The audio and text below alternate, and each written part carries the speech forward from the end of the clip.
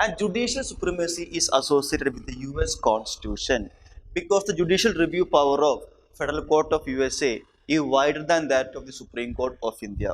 Why? Because the US Constitution provides for a concept called due process of law, and Indian Constitution provides for a concept called procedure established by law.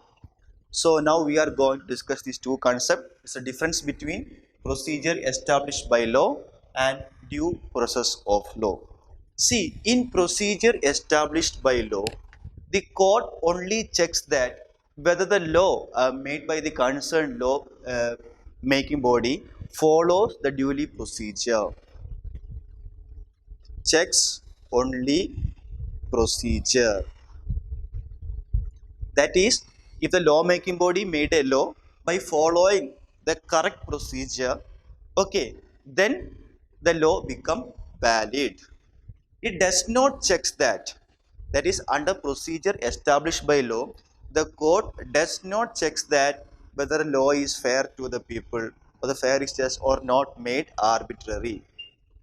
Okay, so these factors are not checked by the court under procedure established by law. The court only checks that whether the law made by the concerned lawmaking body or the legislature follows the correct procedure.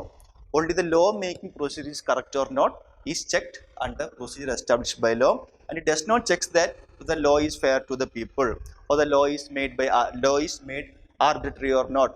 Those things are not checked under the procedure established by law. Say example, Article 21 of our Constitution says that no person shall be deprived of his life or personal liberty except according to procedure established by law. Article 21 says that no person shall be deprived of his life or personal liberty except according to the procedure established by law. That means if a law is passed by the parliament, then a person can be deprived of his life or personal liberty. That is what mean by this concept. That means if the lawmaking body follows the duly procedure of making law, then whatever may be the law, it becomes valid according to the procedure established by law. Only if the procedure is not followed correctly, then the court can strike down it as unconstitutional or void. That is this concept. Even if the law is giving injustice or if the law is denying justice to the people, even then if it follows the correct procedure, then the law is valid according to this concept called procedure established by law, and this is followed in Indian Constitution.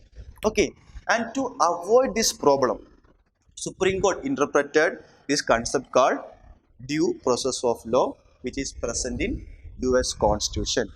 It not only checks into the procedure of the law, but also checks whether the law is fair to the people.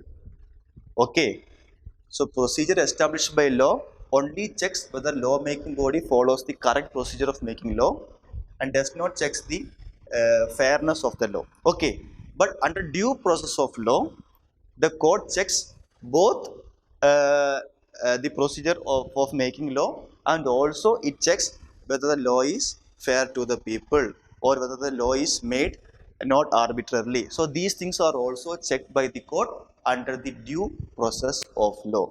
So by implementing this, by enacting or implementing this provision, the scope or the judicial review of the court becomes a little more wider. Okay, and this is followed in US Constitution, and procedure established by law is followed in Indian Constitution. So this is the difference between, or the basic difference between these two concepts, that is procedure established by law and due process of law.